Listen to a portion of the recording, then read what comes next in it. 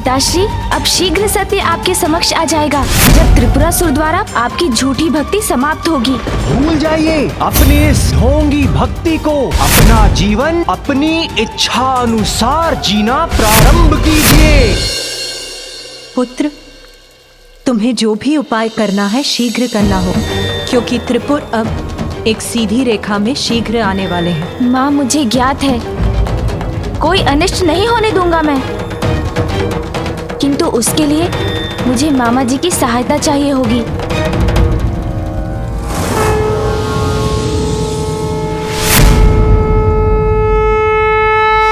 मुझसे कैसी सहायता चाहते हो भांजे? मामा जी, त्रिपुरासुर के भीतर छिपी कुटिलता को उजागर करने में मेरी सहायता कीजिए। अपने भक्तों को दंडित करने में संकोच कर रहे हैं महादेव, इसलिए तुम मेरे पास सहायता के लिए आए हो भांजे। प्रभु शिव शंकर को अपने भक्तों को दंड देने में उसी प्रकार संकोच होता है जैसे एक उद्दंड बालक को सुधारने के लिए उसके स्नेही पिता को होता है। उचित है महादेव भोलेनाथ जो ठहरे। मामा जी, किंतु आप तो भोले नहीं है ना, आप तो सहज ही उन दुष्ट त्रिपुरासुर का वास्तविक रूप उजागर करने में सक्षम है, इसलिए उनकी परीक्षा लीजिए। मेरी विनती है, उजागर कर दीजिए उनका गुप्त भेद। त्रिपुर को मिटाकर अधर्म का नाश करने का यही एकमात्र अवसर है मामा जी। त्रिपुरासुर के मन का मैल सामने लाने के लिए मेरे तन का मैल ही पर्याप्त है।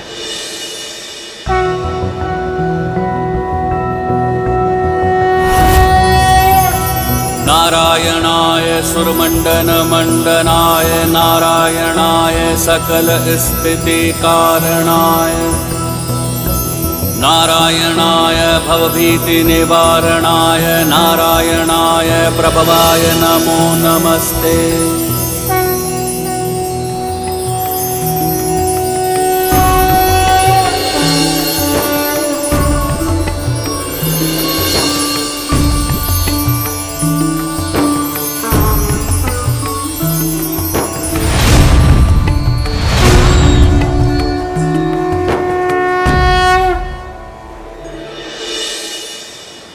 प्रणाम प्रभु। प्रणाम माता।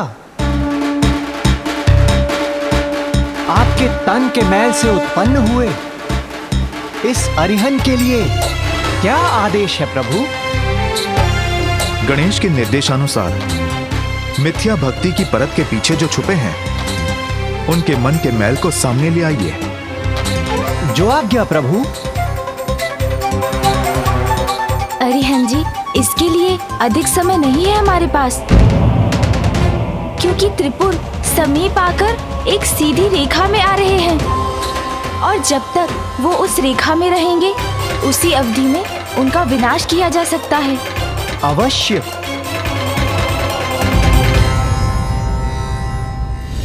त्रिपुर के एक रेखा में आने के पूर्व इन असुर सैनिकों को जीवित करूंगा। फिर त्रिपुर का कोई विनाश नहीं कर सकेगा।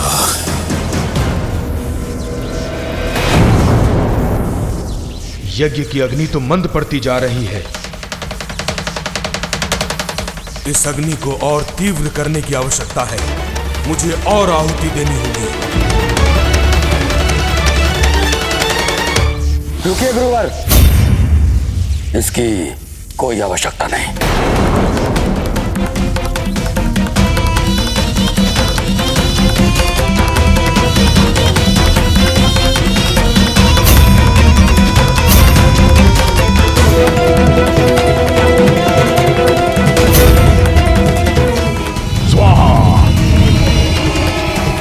ओम नमो नमः। गुरुवर, अब ये यज्ञ कदापि नहीं थमेगा, शीघ्र ही चरम पर पहुंचेगा अपने। आप चिंता मत कीजिए गुरुवर, मैंने भंडार को पुनः यज्ञ सामग्री और घृत से भर दिया है।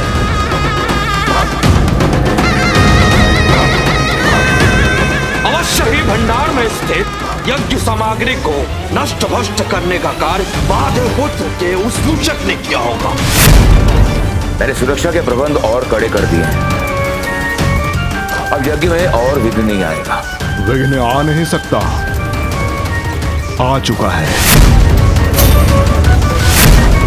गणेश बन रहा है विघ्नकर्ता। देवताओं पर असुरों का आधिपत्य स्थापित करने की हमारी गुप्त योजना ज्ञात है उसे। वो विघ्न उत्पन्न करने का प्रयास अवश्य करेगा, किंतु मैं अपने उद्देश्य में अडिग रहूंगा। इस संघर्ष में केवल और केवल असुरों की विजय होगी। हम सावधान रहेंगे गुरुवर, परंतु आप व्यर्थ ही चिंता कर रहे। जब तक महादेव की कृपा दृष्टि हम पर है, हमें कोई नष्ट नहीं कर सकता। ये भक्ति का ढोंग हमें तब तक और ढोना होगा जब तक हमारे पूर्व सीधी रेखा से पार नहीं आ जाते, और जिसके बाद सहस्त्र वर्षों तक हमारा कोई अहित नहीं कर सकेगा।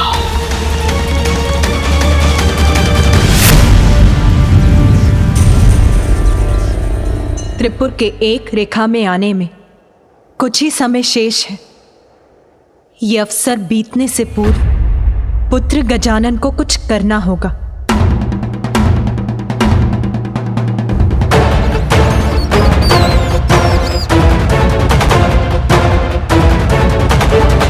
अरिहंत जी, आप मेरी योजना भली भांति समझ गए ना? हाँ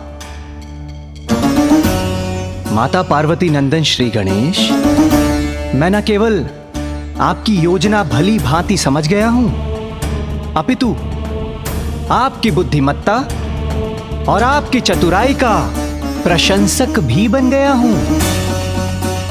धन्यवाद, किंतु स्मरण रहे ये कार्य हमें नियत समयावधि में ही पूर्ण करना है। मुझे विश्वास है हमारी ये योजना अवश्य सफल होगी। अवश्य श्री गणेश।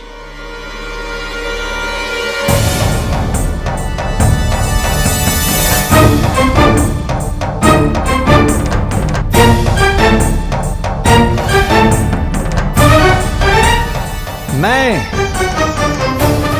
नारायण का अंश अरिहंत त्रिपुर में प्रवेश का इच्छुक हूं।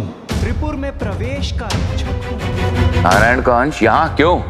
गुरुदेव शुक्राचार्य ने कहा था कि सावधान रहना, तो हम सावधान ही रहेंगे।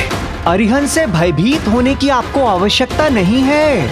मैं तो यहाँ अपने नवीन मित्रों की सहायता हेतु आया हूँ। इसका भीतर आना वर्जित किया तो वंचित रह जाएंगे आप लोग उस दिव्य अमृत से। और यदि इस अरिहंत को प्रवेश करने दिया तो समस्त त्रिपुर वासियों के सुख और समृद्धि का एकमात्र स्रोत वो दिव्य अमृत, वास्तविक अमृत प्राप्त कर लेंगे आप।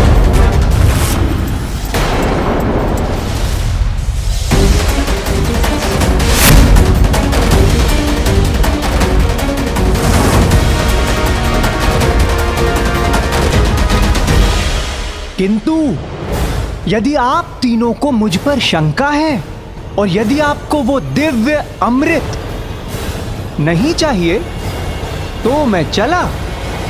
कहीं छल तो नहीं है?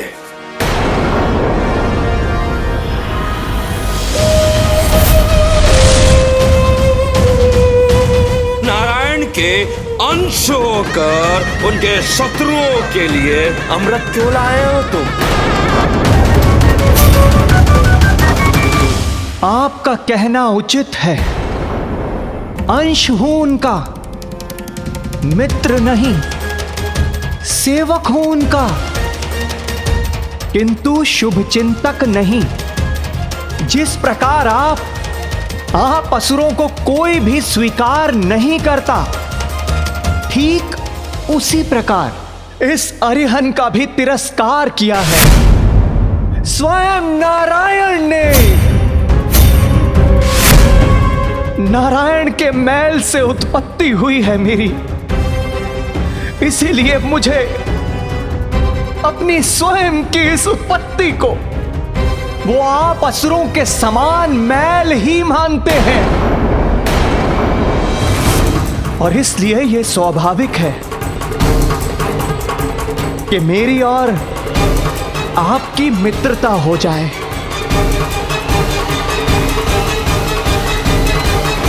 और इसी उद्देश्य की पूर्ति हेतु मैं आपके समक्ष मित्रता करने के लिए आया हूं।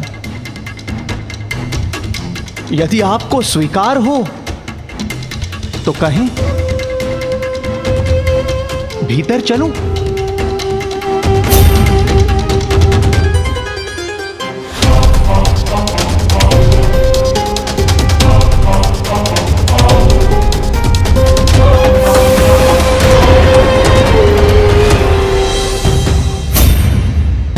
अरिहंत जी तो अपने बुद्धि के बल पर त्रिपुर के भीतर प्रवेश करने में सफल हो गए। अब प्रतीक्षा है कि वो किस प्रकार उनका ढोंग सामने ला पाते हैं। तुमने हमसे असत्य क्यों कहा कि तुम्हारे पास वास्तविक अमृत है? प्रतीत होता है तुम्हें महादेव पुत्र गणेश ने भेजा है हमारी योजना भंग करने के लिए। और हाँ, त्रिपुर में प्रवेश पाने के लिए छला है तुमने हमें। कान जी, भीतर क्या हो रहा है ज्ञात करने में मेरी सहायता कीजिए।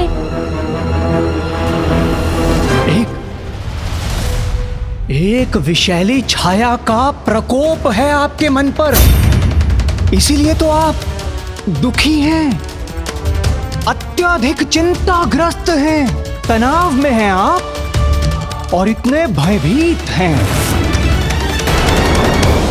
किंतु आपके दुखों का नाश करने वाला, आपकी इस विषैली छाया को हटा देने वाला दिव्य अमृत है अरिहंत के पास।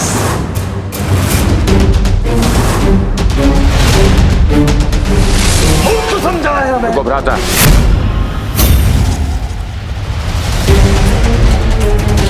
तुम कौन से विष को हटाने की बात कर रहे हो?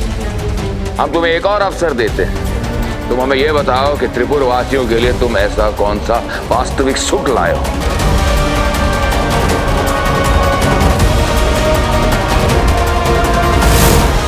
अरिहंत जी प्रयास तो कर रहे हैं, किंतु त्रिपुर की सत्यता जानना इतना भी सरल नहीं है। महादेव की भक्ति का ढोंग ये भी तो एक विष के समान ही है, किंतु उसी विष से मुक्ति दिलाने वाला दिव्य अमृत लेकर आया है अरिहंत।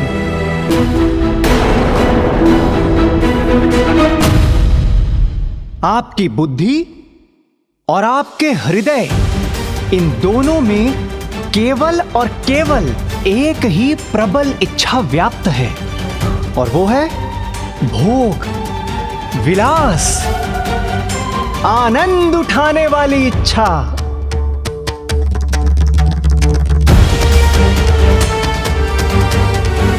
किंतु सत्य तो ये है, ये सब कुछ होने के पश्चात भी आप लोग भयभीत होने के कारण दरिद्रों की भांति अपना जीवन व्यतीत करने के लिए विवश हैं।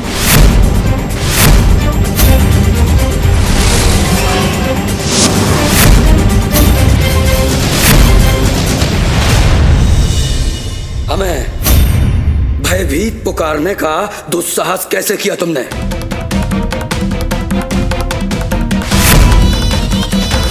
अरिहंत जी, आपको और भी युक्ति लगानी होगी।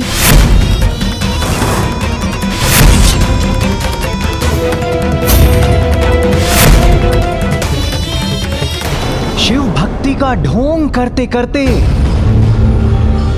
कठिन धर्म का पालन, ऐसे घोर कष्ट उठा रहे हैं आप, और त्रिपुर जैसे संपन्न पुरों के अधिपति होते हुए भी काम, लोभ, मोह, मदिरा, इन सब से दूर क्यों हैं आप? क्योंकि शिव भक्ति से हमें सुरक्षा प्राप्त होती। त्रिपुरासुर, कैसी भ्रांति में जी रहे हैं आप? सर्वशक्तिशाली, सर्वज्ञाता, साक्षात भगवान महादेव को आप तीनों की ये ढोंगी भक्ति भली भांति ज्ञात है।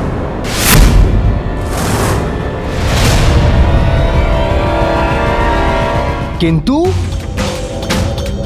फिर भी आप तीनों सुरक्षित हैं और इसका कारण आपकी ढोंगी भक्ति नहीं है, अपितु आप तीनों की संगठित शक्ति है। इस समय मुझे आभास हो रहा है कि शीघ्र अतिशीघ्र आप तीनों को और भी अधिक शक्ति प्राप्त होने वाली है। हाँ, यहाँ पर एक अमर अपराजित सेना का निर्माण किया जा रहा है जो हमें समस्त संसार का आधिपत्य प्रदान करेगी। तो फिर किस भय के कारण आप लोग महादेव की भक्ति का ढोंग कर अपना जीवन व्यर्थ गंवा रहे? भूल जाइए अपनी इस ढोंगी भक्ति को। इनका समय अब गया।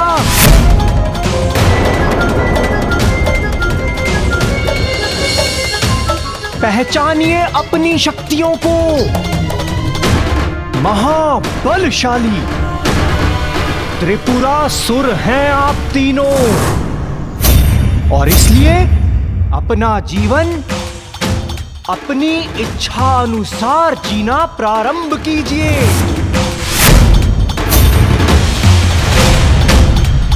ये नारायण अंश सत्य कह रहे हैं, हमें भला किसका भय। चलिए मूषक जी। जब सभी सुख सुविधाएं प्राप्त है हमें, फिर ऐसे दरिद्रों की भांति क्यों जी रहे हैं? सत्य है, भक्ति में व्यर्थ कर रहे हैं अपना जीवन।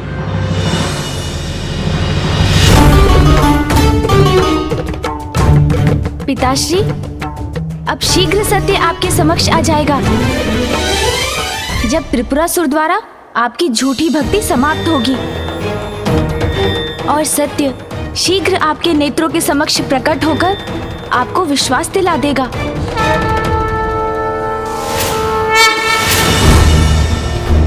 प्रतीत होता है कि हमारी योजना सफल हुई। मेरी बातों से प्रभावित हो गए हैं ये तीनों असुर।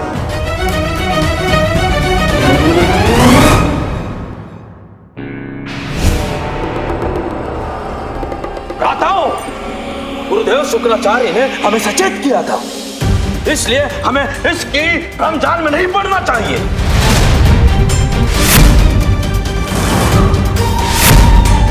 तुम्हें क्या लगा था कि तुम हमें हमारे भक्ति के मार्ग से इतनी सरलता से भटका सकोगे?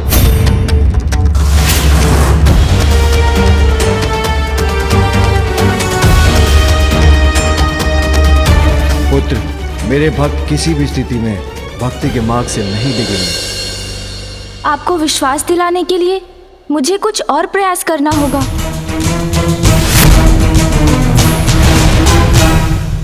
उचित है, उचित है, उचित है। अरिहन को ऐसा प्रतीत हो रहा है कि आप त्रिपुरासुर उस दिव्य अमृत के सुख का स्वाद नहीं लेना चाहते, और ना ही आप तीनों को मेरी बातों पर विश्वास है। इसलिए उचित होगा कि मैं यहां से प्रस्थान कर जाऊं।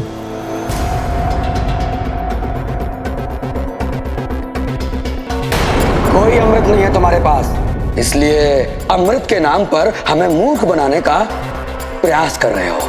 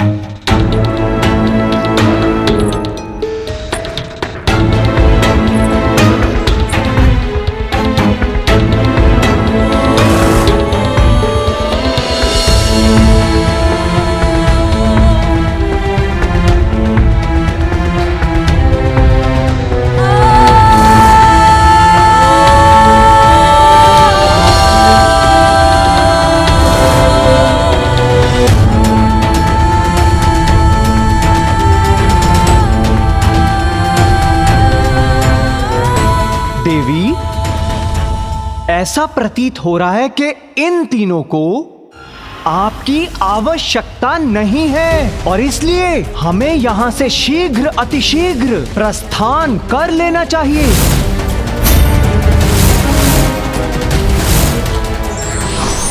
बुद्धिमान व्यक्ति वही होता है जो तब तक प्रयास करता है जब तक उसे कार्य में सफलता नहीं मिल जाती। पुत्र, तुम्हें जो भी उपाय करना है शीघ्र करना हो, क्योंकि त्रिपुर अब एक सीधी रेखा में शीघ्र आने वाले हैं। माँ, मुझे ज्ञात है कोई अनिष्ट नहीं होने दूंगा मैं, किंतु उसके लिए मुझे मामा जी की सहायता चाहिए होगी।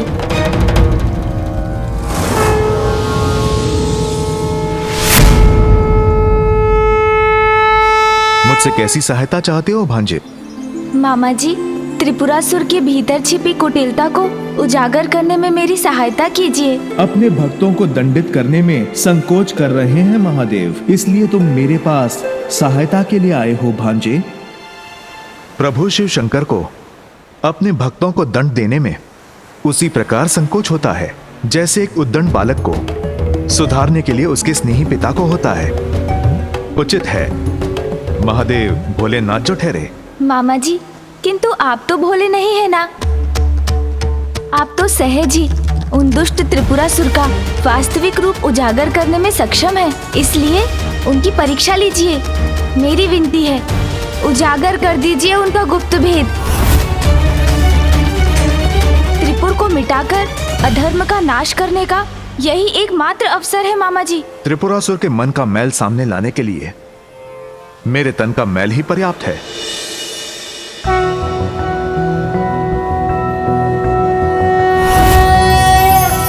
नारायणाय सुरमंडन मंडनाय नारायणाय सकल स्थिति कारणाय नारायणाय भवभीति निवारणाय नारायणाय प्रभवाय नमो नमस्ते।